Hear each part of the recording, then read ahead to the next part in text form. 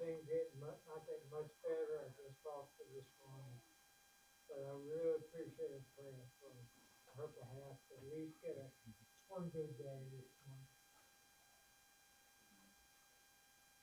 And my sister-in-law's pal is just doing fantastic. What can we do? I want to add my niece also, Kelly Rogers.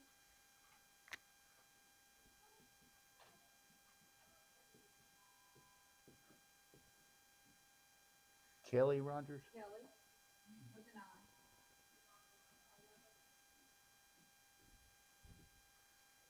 Niece? Yes. Developed a, another brain tumor. They're going to North Carolina tomorrow morning. Okay. Going to University of North Carolina and neurology specialist. Jackson. Very good. Anybody else we need to add? I want this to be I want to share it as a public prayer. We have a teacher at school that the funeral is today. Her son is 20 and committed suicide last week. So Oh, it's not something that we wanted to share publicly, but if you could pray for Shauna's family, we would really appreciate that. okay. That is a terrible thing. It touches a lot of our lives. All right. Yes, sir. Yeah, prayer for my daughter, my 18-year-old daughter, Savannah Mitchell, Yes. pregnant with teenage stuff, trying to find who she is. But I just want to pray that she does. Appreciate it. Would you lead our prayer this morning as we start class? And we'll let you remember her and the family whose son committed suicide, and Susie's niece, and you, sister. I don't know if you saw on the news that guy that was a social worker that was killed. I think it's in Jasper, and he was a member of North River Church of Christ. Okay. I did not see that, but my wife did, and she pulled up that congregation because she'd never heard of I it. didn't either. Where It- is it? In Marietta, Oh, okay. doesn't exactly look like us. Well, you know, we've heard so many times just because it says Church of Christ out front doesn't I necessarily agree, mean, I agree, but anyhow, how my but- eye popped up. but yes, yes. There's so many folks that we need to remember in prayer, and we may not remember them all, but God knows who they are. And but it's important that we lift each other up in our families, and our friends, as best we can. Brother David doing a little better the last couple of days. Good, good. A little scary earlier this week. All right. Maggie Miller is gone down to Florida again for another treatment, and this one didn't go so well. Didn't start off so well. So let's remember Maggie too. That's a lot. That's a lot.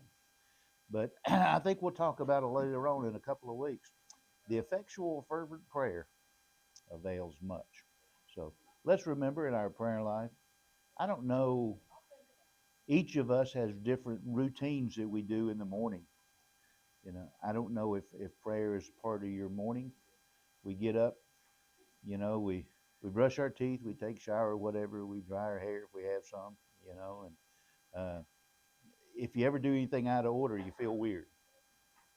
But having a prayer life, whether it's morning, whether it's midday, whether it's evening, before you lay your head down on the pillow, we just need to have a prayerful mindset all the time, lifting up those that need our prayers. Let's begin this morning, brother brother Mitch, if you would. Remember as many of those as you can, if we can't remember them all. Let's pray together. Let's pray. Heavenly Father, Lord God, we come to you this morning in prayer. As brothers and sisters and as a church family, Heavenly Father, most of all as children, we come with petitions, Heavenly Father, for loved ones, Heavenly Father, you said deeply about Brother Riley, Heavenly Father, and all that's going on with him, Heavenly Father. You touch them at the caretakers, Heavenly Father. Continue to uplift them, Heavenly Father. Heavenly Father, we also have prayers for Sister Graham and her niece. pray for that family and the Father as they go to North Carolina and look further, Heavenly Father, into the aid that that needs. We pray for Brother Hugh Kelly and his family member, Heavenly Father, all that's going on with that member, Heavenly Father. We know that you are the great physician in all these prayers, Heavenly Father, and you are the answer. We also pray for the Hopkins family friend, Heavenly Father, whose child came to unfortunate circumstances. We pray for that family as they deal with that, my Lord God. Touch their heart, Heavenly Father. It is a very sad occasion. Lord, we have many who are on that condition, Heavenly Father. And as you look over this world, Heavenly Father, with your light and that need in the darkness, trying to reach that light, Heavenly Father, be with each and every one of us, Heavenly Father. We may keep our light shining so it don't go dim as we navigate, Heavenly Father. Comforting, being comforted by you, Heavenly Father. And not only that, but taking your word to the best of our ability. We're grateful for all that you do and have done for each and every one of us. Most of all, Heavenly Father, allowing us to travel the highways and byways to get here, where we continue to educate ourselves on your word. We ask you bless and favor, and in love and announcement, Jesus Christ, name we pray. Amen. All right. Anybody else need a lesson? Didn't get one? Okay. Hang on. I got some. Okay, James.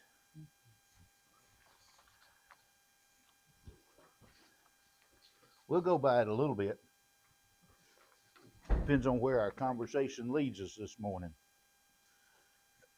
Sometimes we hit that bunny trail and go a little bit off. We'll start off a little bit this morning, not in the book of James, but in my little reminder that I wrote up here last week.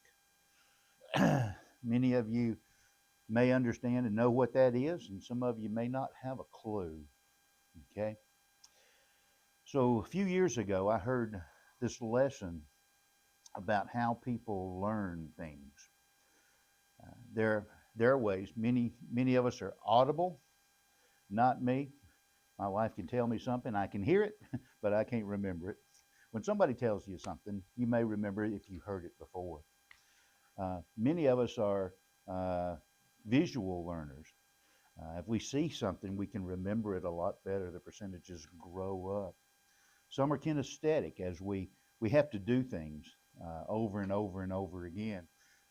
But that touchy-feely aspect of it, we all learn in different ways. But this, according to that study, is a learning cycle.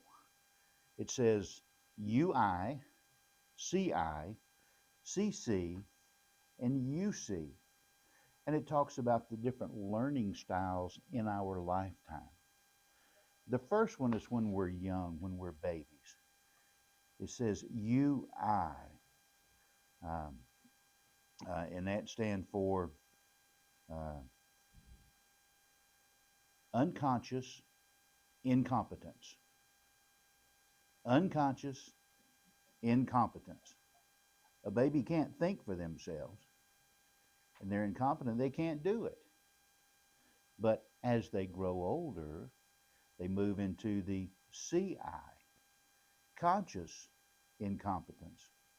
They may watch us as we walk, but they can't do it yet. But they soon learned that, okay, I see you doing it. And they learn to talk. They don't have all the words that we have, but they're understanding, they're conscious of it, but they're still incompetent. But as a child progresses and grows, they grow into CC, conscious competence. That means I can think about it, but now I can do it. It's like riding a bicycle. When you first try to ride a bicycle, you've seen people do it, but you can't do it. That's CI. But as you practice that, you begin to be conscious of it, and you begin to be more competent. And that's conscious competence. And that's where we spend the majority of our lives. But there's a phase that comes beyond that we all get to in certain aspects, and that's UC, unconscious competence. That means I don't think about it, I just do it. How about breathing? Any of you think about breathing anymore? For the most part, no. It's just something that you do. We don't think about it, we just do it. There was a movie called Top Gun. Many of you have seen that. Great movie. It was such a great hit, they made another one. And in the second one, when the pilot was, uh, they got shot down and they had to go get in an airplane of another country, and they can't read all this stuff because it's in Russian or whatever it is. And they're up in the air and says, I don't know how to work this. And the partner says, don't think, just do. Don't think, just do. That should be our goal. As we read and study the scriptures of what God's will is for us, if we ever get to the point where we don't think about it, we just do it, that's unconscious competence. And I thought that was curious, and that's the 4 learning styles that we all go through. I don't care if it's from breathing as a baby to learning your alphabet, riding a bike, or going through the business world, or even in our older, mature age. We don't think about stuff. We just do it. We talk about our morning routine when we get up.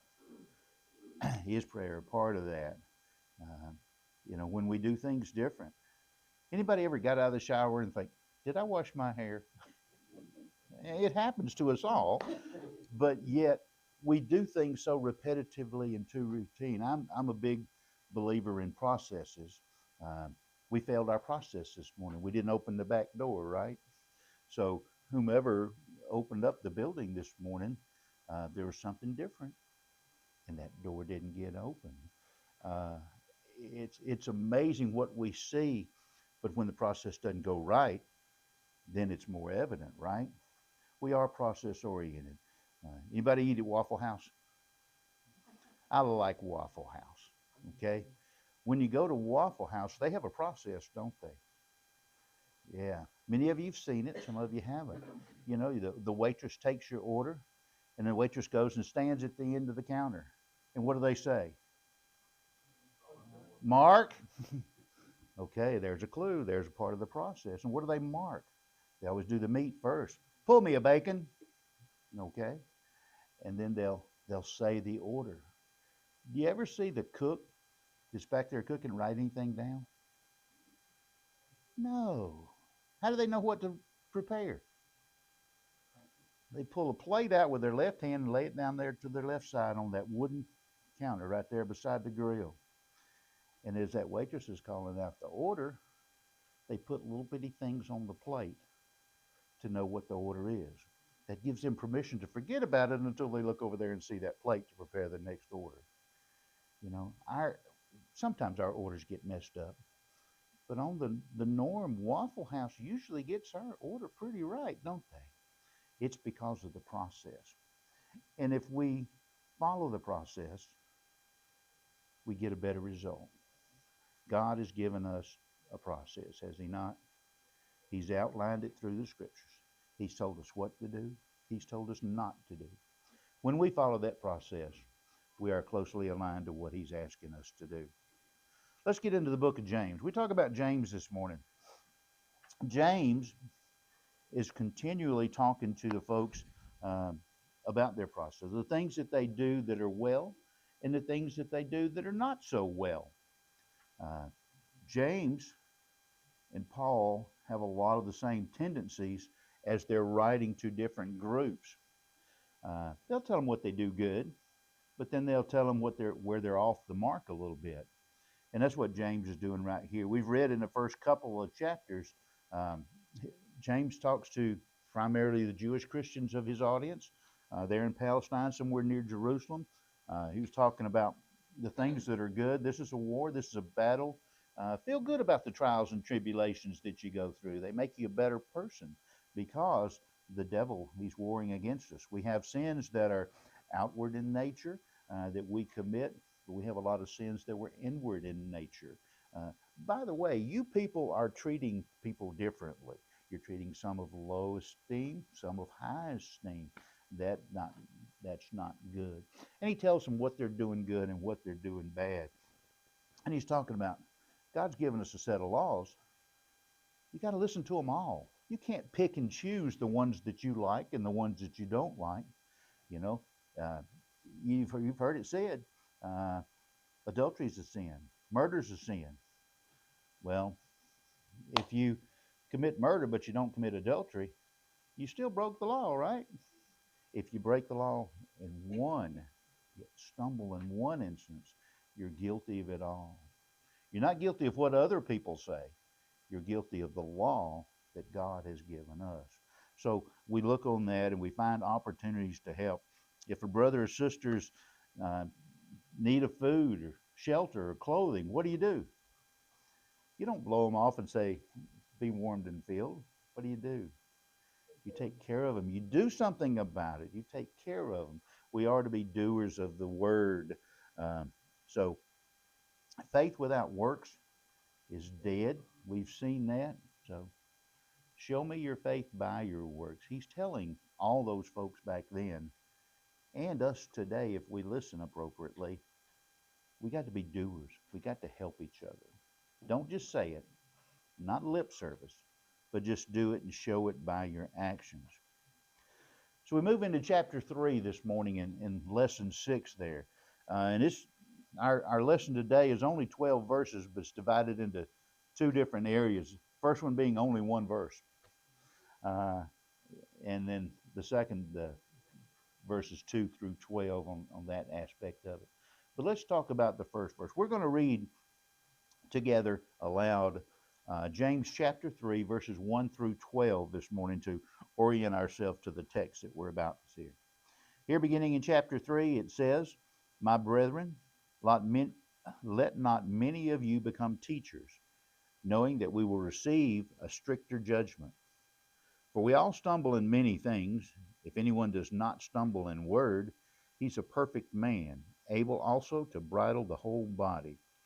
Indeed, we put bits in horses' mouths that they may obey us, and we turn their whole body. Look also at ships, although they are so large and are driven by fierce winds, they are turned by a very small rudder, wherever the pilot desires. Even so, the tongue is a little member and boasts great things. See how great a forest a little fire kindles? And the tongue is a fire, a world of iniquity. The tongue is so set among our members that it defiles the whole body and sets on fire the course of nature and is set on fire by hell. For every kind of beast and bird and reptile and creature of the sea is tamed and has been tamed by mankind. But no man can tame the tongue. It's an unruly evil full of deadly poison. With it we bless our God and Father, and with it we curse men who have been made in the similitude of God. Out of the same mouth proceed blessing and cursing. My brethren, these things ought not to be so. Does a spring set forth fresh water and bitter from the same opening? Can a fig tree, my brethren, bear olives, or a grapevine bear figs? Thus no spring yields both salt water and fresh. So we see from our text this morning, we're going to begin verse 1 talking about teachers. Verses 2 through 12, we're going to be talking about the tongue. If you follow your notes there on our outline, it starts out, let not. You remember he's talking to the brethren. Those are Christians, the Jewish Christians primarily. Let not. The Greek back there says stop becoming. There were many teachers back then. Remembering the gospel of Christ, the good news of Christ, was still relatively new, was it not? And though there were many people becoming teachers. Well, the Greek says stop becoming. This is a prohibition. Why would you tell people to not become teachers? Well, motive. A lot of them back then desired the attention of being a teacher, but they lacked the knowledge of the subject and severely lacked the preparation to deliver. I know that many of you in this room are teachers and have taught for a long time. How long does it take to prepare a lesson? A lot, right? We're in here for 45 minutes. It takes a lot longer than 45 minutes, does it not?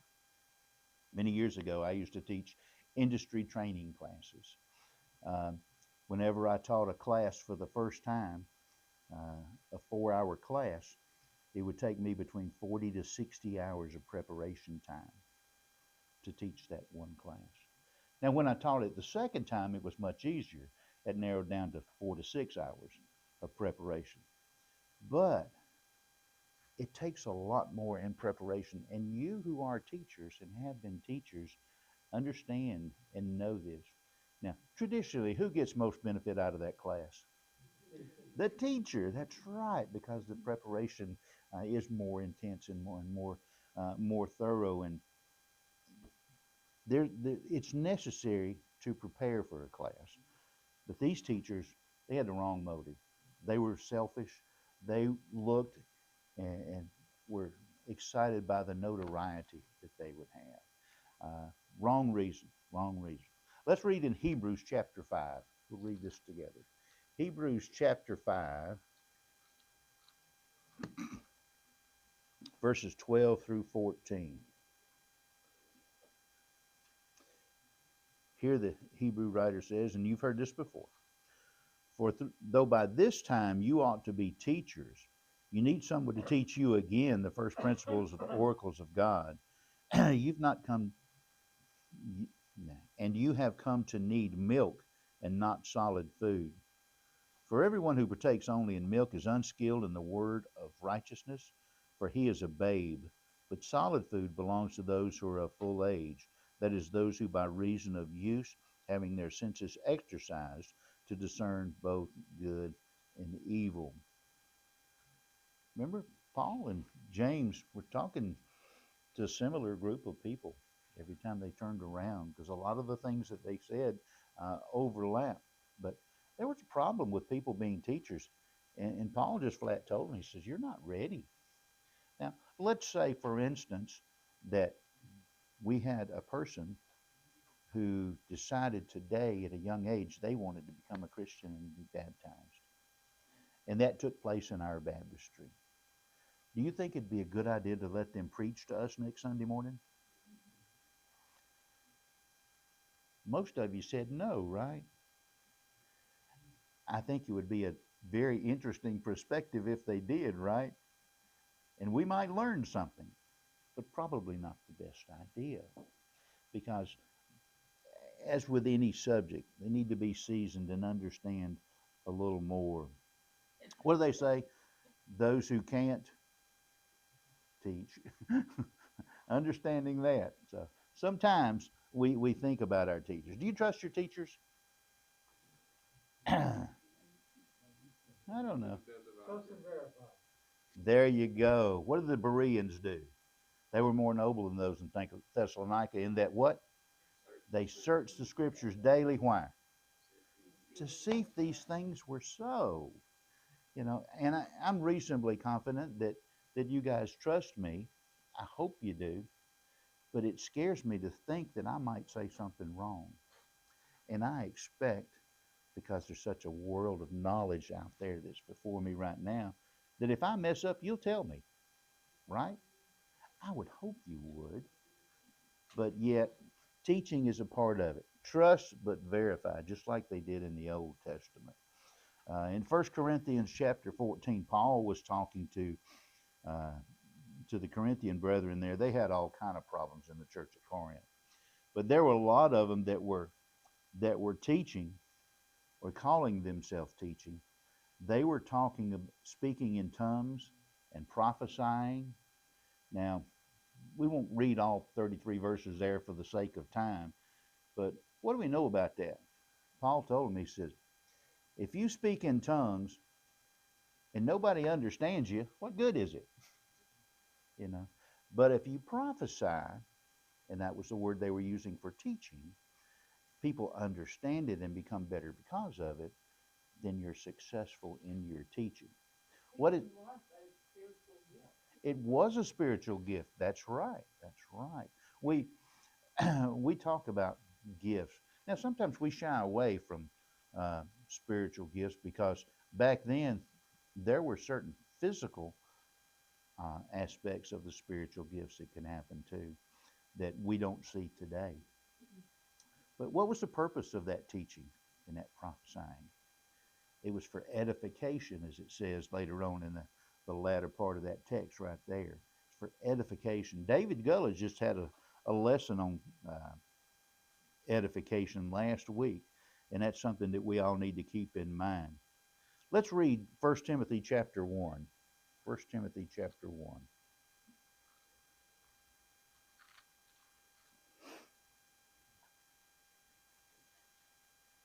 Verses 5 through 8. Who penned these words? Paul did. Paul's talking to a young preacher. He's got some experience, but yet he's trying to give and share that experience to a young preacher. He tells to Timothy in chapter 1, verse 5, now the purpose of the commandment is love from a pure conscience, a pure heart, from a good conscience, and from sincere faith, from which some, having strayed, have turned aside to idle talk, desiring to be teachers of that law, understanding neither what they say nor the things which they affirm. But we know that the law is good if one uses it lawfully. Paul's telling Timothy, you're going to come into some congregations when you go and speak, and there's going to be some people there that are teachers. They're proud of what they already know, but they may not understand what they're talking about. And you've got to guard against that. Have you ever had somebody try to tell you the benefit of their experience, and you know in your heart that's just not right? That happens sometimes. But how would you know it's not right? That's right. Paul told Timothy what? Study to show yourself approved. Read, understand the knowledge of the gospel. So, but there were people teaching young Timothy where he was going, desiring to teach, but they had no understanding. So they should be quiet. Back to that text of 1 Corinthians chapter 12, verse 14 through 26. Let's read that one. 1 Corinthians chapter 12. You know, I thought about when we were coming up with the idea for what to teach this quarter, I thought about Corinthians, because them folks had some problems. You know, when you look at other people's problems, sometimes it kind of makes you feel good, doesn't it? Well, you know, the Pharisees had that problem. Pharisees prayed long prayers saying, thank God I'm not like these Sadducees, okay? We ought not to be that way. 1 Corinthians chapter 12, verses 14 through 26. We won't read all of this. Let me pick up verse 14. For in fact, the body is not one member, but many. And it goes on and talks about the body parts. We all have a place within the family of God, don't we? Some of us are ears, some of us are eyes, some of us are noses, some of us are feet, some of us are hands. We understand that by this reading. We need to understand what our talent is, what God has given us, and we need to use that. Why? For His glory. That's why we're here. But yet, some people, they may not understand what they're here to do. Look at verse 26. And if one member suffers, all the members will suffer with it, or if one member is honored, all the members will rejoice with it. Verse 28. God has appointed these in the church, first apostles, second prophets, third teachers, after that miracles, then gifts and healing, helps, administrators, varieties of tongues. Are all apostles? Are all prophets? Are all teachers? Are all workers of miracles? We know we're not the same. Years ago, I went into business with a couple of guys, and one guy he was a good technician. He could fix anything. Smoked a lot of cigarettes, but he could fix one. He'd put that thumb up and look at a car, and depending on how hard that car was hit, would be how many cigarettes he smoked. Okay, great technician. We went into business together. We bought a store in Fayetteville. It was a smaller store, and we think, you just take it and run that. Well, it didn't go so well. He wasn't that good at running a store. He was great at fixing a car. He was a technician. Well, I hurt his feelings one time. I told him, I said, Jack, you're not a quarterback. You're a tackle. I said, you're a really good tackle, but you're not a quarterback. And I hurt his feelings because he thought he was. Now, could I do what he did? No way in the world. You know, he knew where to hit something to bang the metal. Not me. But yet, that was not what he was good at. There were so many teachers in Corinth that were trying to be teachers. They didn't have the preparation. They didn't have the knowledge. They didn't have the delivery skill in order to teach what they needed to teach. So they were teaching falsehoods. So we need to be careful of that, especially when we're doing it in public. Now, when we talk about teachers, when you're a teacher, how many people do you have to teach to be legitimately a teacher? Just one. Okay. What about 2? What about 20? What about 2,000? You only have to have one to be a teacher. It's something that you communicate in order to be a teacher. Now, me, I've been very fortunate. I've taught many classes. You know which ones I'm afraid of? I don't mind standing before 20 people in a class like this. I don't mind standing before 2,000 people and doing it. But you give me one person, that's scary. One person. That sounds stupid, doesn't it? But if you have a class of one, to me, that's scary. And you know what else? Little kids. You know, little kids scare me. Nonetheless, we move on. Teacher. Teacher in this case, according to the Greek, was not just a teacher of any kind of knowledge, but it was a teacher, an instructor in righteousness. Paul told Timothy, and Paul gave all kind of instructions to young Timothy. Let's read a couple. 1 Timothy chapter 4, verse 13. 1 Timothy chapter 4, verse 13. Paul says here, till I come, give attention to reading and exhortation to doctrine. Do not neglect the gift that is in you, which was given to you by prophecy with the laying on of the hands of the eldership. Meditate on these things. Give yourself entirely to them, that your progress may be evident to all. Take heed to yourself and to doctrine. Continue in them, for in doing this, you will save both yourself and those who hear you. Wise instruction by Paul.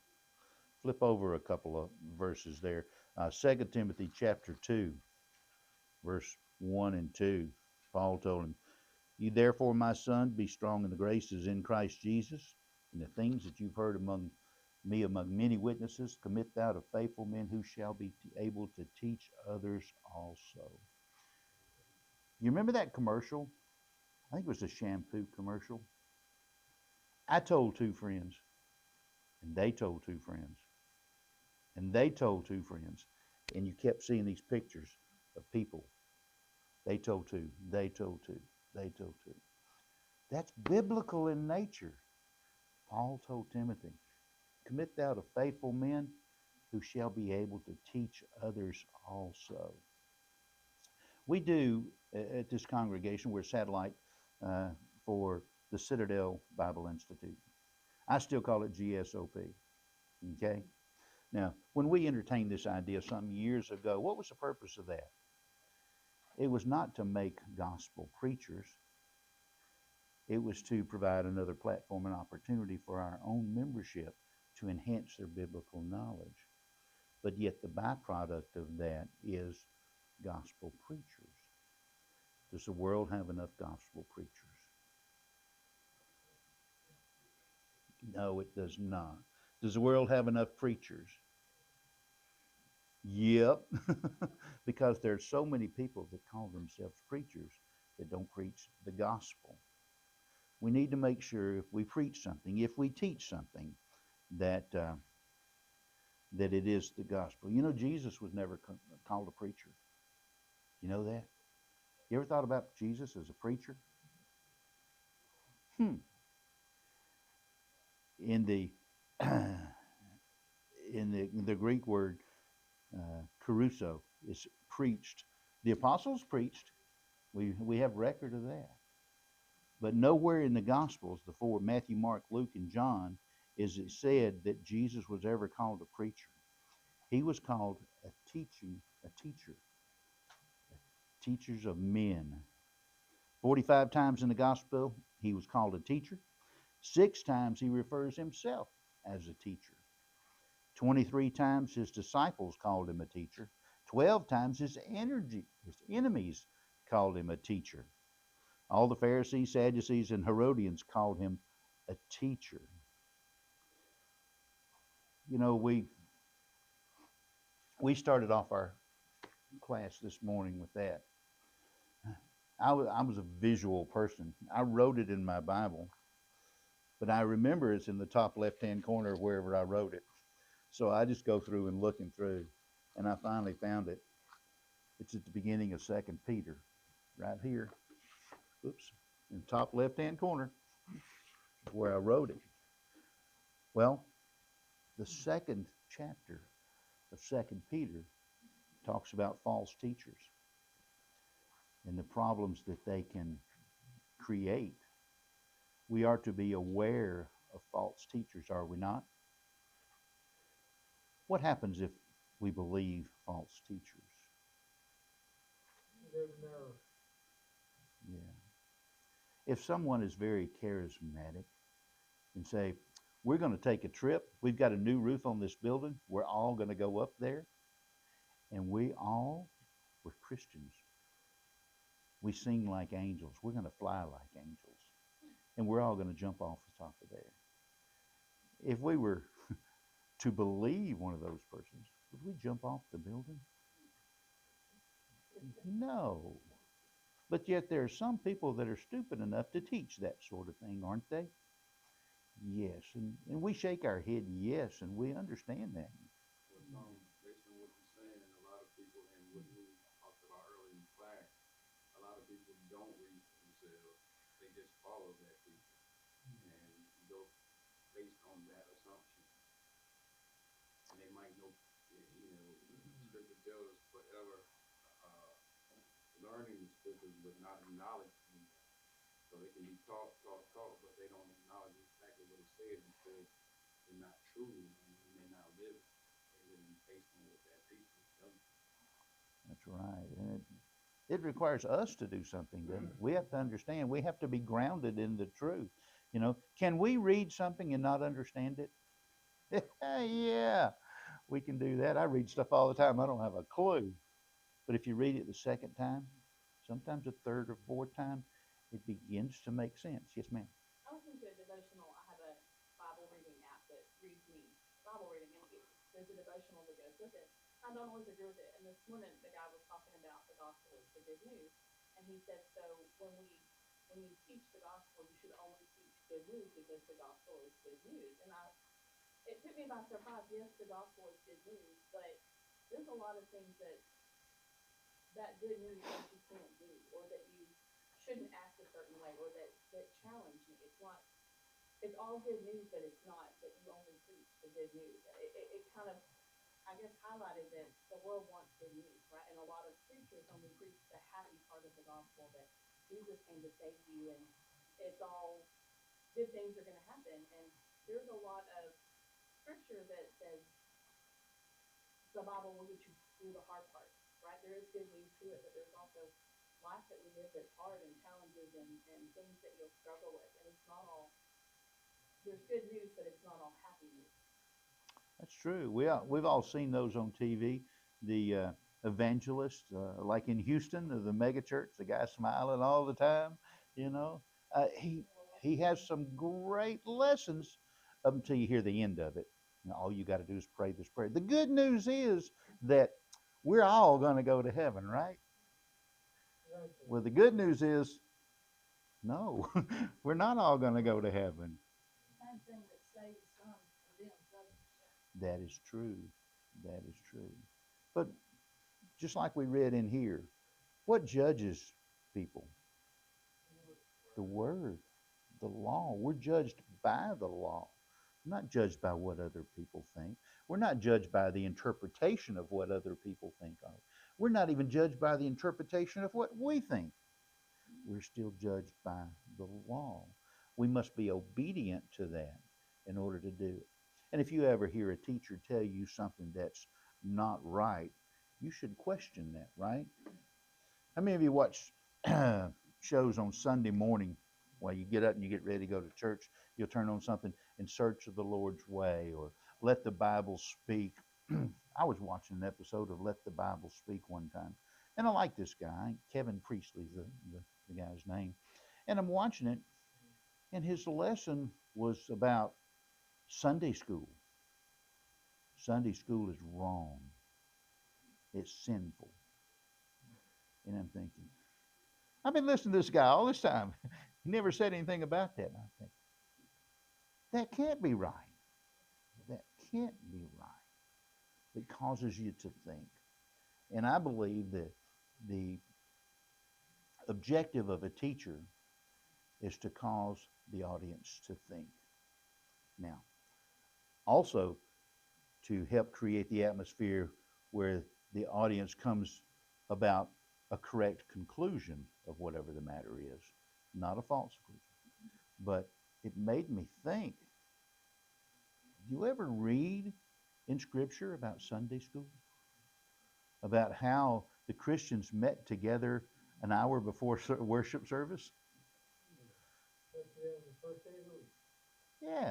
Yeah. What? About Wednesday night. That's right. Don't worry about Wednesday night. You know, some people have it on Tuesday night. Oh, that's weird. That's weird. Some people even come back on Sunday night. Ooh. I tell you what. Yes, sir. One of the confusing points I had when I came into faith was the fact that we had all these separate days. Growing up in Catholicism, I understood that. You know, you're going to do this on this day, this on this day. But as a Christian, every day is Christ's day. And whether we get together as a family, as we get together as a team, you know, it's all purposes worship. And that's what we sometimes forget. You know, when we get together, it's to share and to learn. And we sometimes think it's a burden when it's a blessing. And the older you get, the more you realize it's a blessing.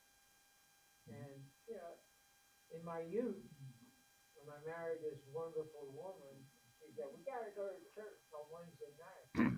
I'm working my buns off so you can eat. And you want to go to church on Wednesday night? Well, she insisted, so we go. Then after a while, it became a habit.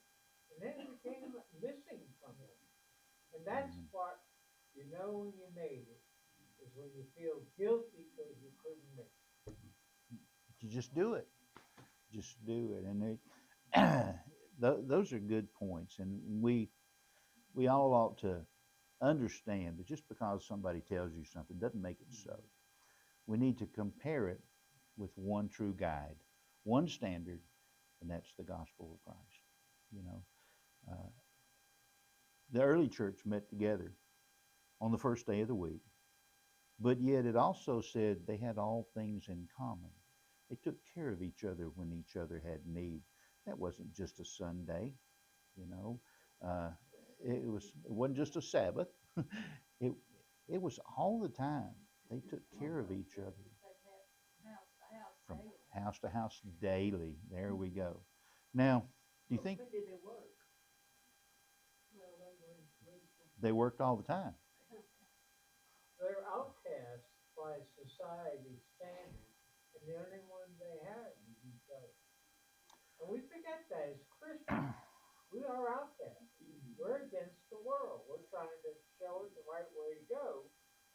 And then sometimes we forget that, and we don't take advantage of the the knowledge we have as a group. When was the last time you called somebody up and said, look, I got this problem. What do you think? And you know, we don't do enough of that anymore. Some people you may not want to carry the problem out. Well, you always ask somebody that you think will give you the right answer, or sometimes we ask people who you think will give you the answer that you're looking for. But that's right. You know, that's the way God chose to spread the gospel. It says in Acts in the early church that they were persecuted, and through this persecution, where'd they go? They scattered in the utmost parts of the earth. No, I was just gonna say, he was saying we're against the world, but it's opposite. The world is against us, as it said, the world received him not. So he also tells them that they won't receive us as we produce the gospel. That's true. So, getting back to this verse, the scary part of it is knowing that we shall receive a stricter judgment. If we look at the Greek in that, and I can't pronounce it, but it talked about a greater judgment, but the fact that it usually meant condemnation. If you teach something wrong, you'll be condemned. Consequences of a false teacher are fatal. We're going to read one last verse. Matthew chapter 18, verse 6 and 7. Matthew chapter 18.